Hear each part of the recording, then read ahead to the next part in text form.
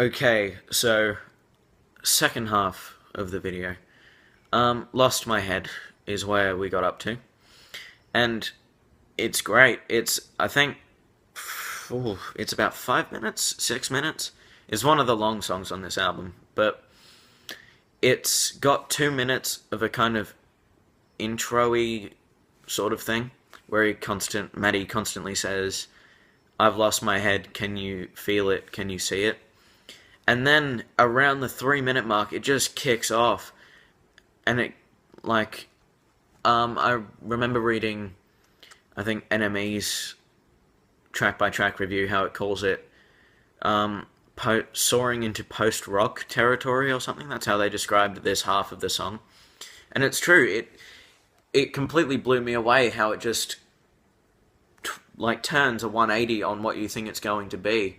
You think it's just going to be a slowish song where he's questioning where he's at the moment with his mental state, but then you kind of hear the drums kick off, and then the guitar starts going, and you're like, whoa, this is cool. So yeah, Lost My Head, it's a very good song. If you can't tell already, this album, And then we get Ballad of Me and My Brain. And I know a lot of people don't like this song. And I have no idea why. I'm absolutely in love with the Ballad of Me and My Brain.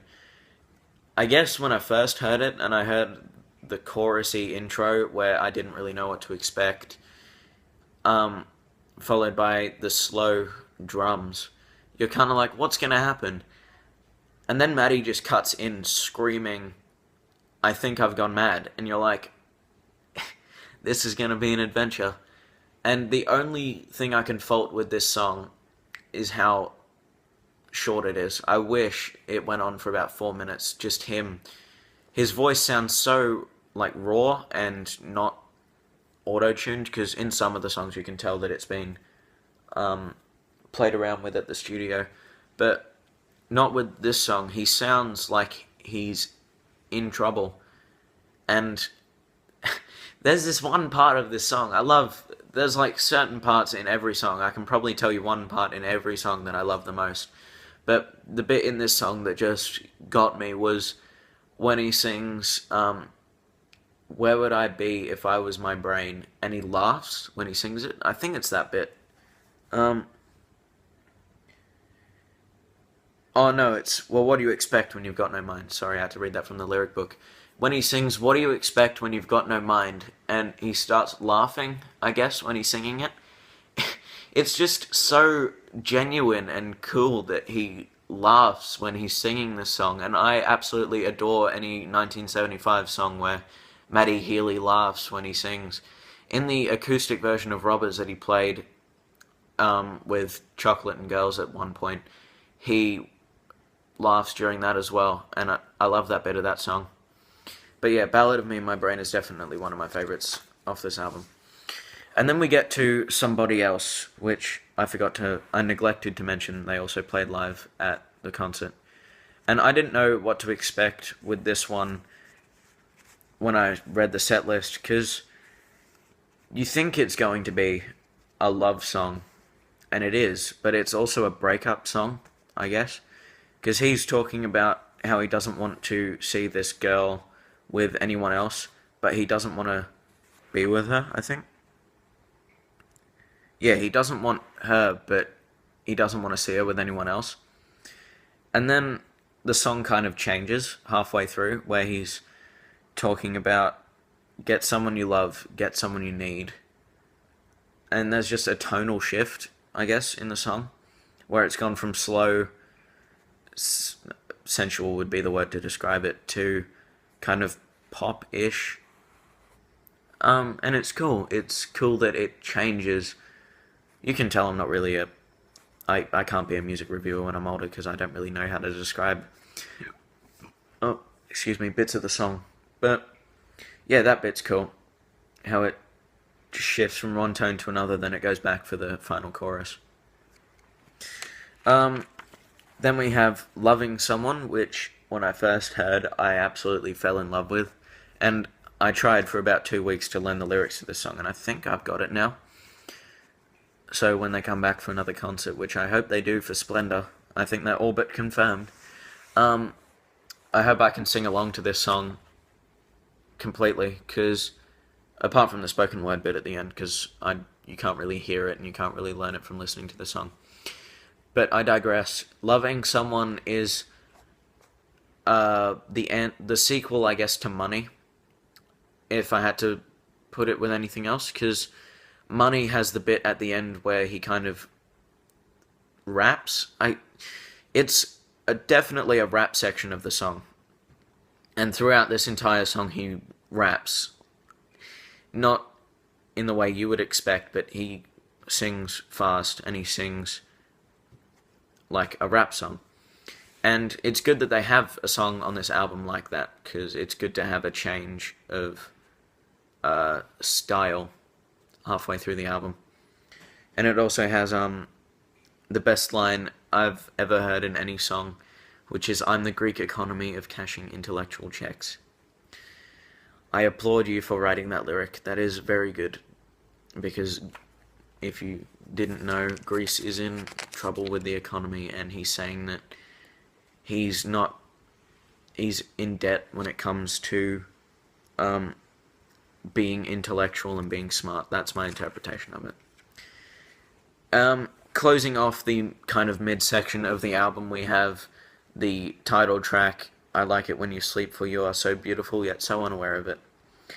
I didn't know what to expect with this one. I expected a gigantic 6-minute ballad about a girl he loves, but it's not. It's a slow, sensual, until you reach the halfway point of the song, song about he doesn't want this person to leave him, and he doesn't, and if they do, he wants them to turn off the big light, or turn off the good memories they had. That's my interpretation of it. He wants them, if she's going to leave, he wants her to take the good memories with her, because he doesn't want to have to remember and be in pain whenever he remembers her. Yeah, and it's slow at the start. Not slow as in bad, but slow as in like, the way he sings, it's kind of slow, and you kind of get that he's feeling in pain. I don't know.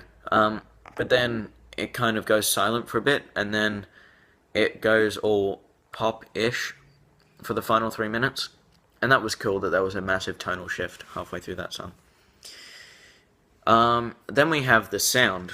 The sound is cool. It's just genuinely cool, because the music video that accompanies the song is about them, the 1975 as a band, battling against their critics.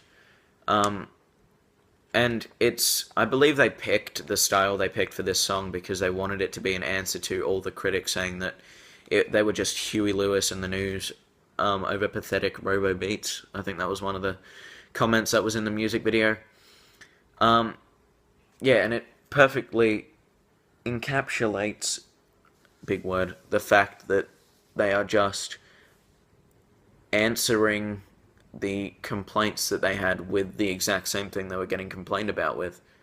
They answered complaints about being a pop band, a stale pop band, by producing a stale pop song. But it's not stale. And it has another one of my favorite lyrics, which is sycophantic, prophetic, Socratic, junkie wannabe. It's the way he sings it and the way it was sung live was just very cool. Getting into the later half of the album, which is kind of the slowish songs, we have This Must Be My Dream. This Must Be My Dream is very good because it has a fantastic sax solo, arguably better than the one in Hard Out from the original album, and it has a good second verse that talks about the girl that he's in a relationship with, or a boy, because he talks about how he wants the boy to come back in the chorus. Like he says, "I can't wait for you, boy." So I think it kind of changes perspective when it's sung. Like, it changes from him singing from the girl's perspective to him singing from the boy's perspective. But I digress again. The second verse talks about how the person, I'm not sure who he's meaning, but the person in the song isn't putting in the effort in the relationship that it needs. It says, pipe down, you're no lover, it's failing because you want it to, which to me I can relate to. But it's just, I guess, heartbreaking to hear that he's in love with this person, but they're not reciprocating it and they're not helping him in the relationship. And yeah, that's what I like most about that song. And then we have my absolute favorite song from this year, probably, Paris. Oh man, I love the song Paris. It's just great. Honestly, that's the only way I could describe it. It's not a ballad. I wish it was. I wish I could describe it as a ballad, but it's not because it's got a traditional chorus. But it's a love song, but with his drug addiction, or with the person he's playing in the song. It's their drug addiction. I assume it's Maddie's though. And how he's, or that character's constantly romanticizing heroin, which is one of the lyrics in the song. It's just got beautiful verses, beautiful lyrics. Like I talked about how in Ballad of Me and My Brain, how it had that one lyric that I loved and the one in Loving Someone. But the whole song in this, the whole, like, writing for this song is just perfect. Like, every lyric in this song is just great. Yeah, I'll hold it up so I can read it. The second verse has the, I guess, paragraph where it talks about there was a party that she had to miss because her friends kept cutting her wrists. Hyper-politicized sexual trysts. I think my boyfriend's a nihilist. That entire bit I replay a lot because I love that part of the song. And then it says about how he was picking up drugs from Bethnal Green, which is a suburb in London, I think. It also has the lyric of the song, which makes me think it's about his love affair with heroin, where it talks about, she said, I've been romanticizing heroin. It also has a really good part. I talked about how in Ugg, when he sings Irregular in a kind of screamy, whiny voice, and it's just great. But in this song, he sings, the girl had to leave because she couldn't hack it, and then his voice goes deep, where he sings about not enough noise and too much racket. And it's just cool, and it's similar to the song Woman on one of the EPs, where his voice just gets deep when he sings one lyric. Like There's Something Different About Your Mouth in the aforementioned song. But I will have to cut it off there for this part, and there will be a short third part where I talk about Nana and She Lays Down, and then my final thoughts. So, yep, thank you for watching the second part of this video, if you did, but yeah, goodbye.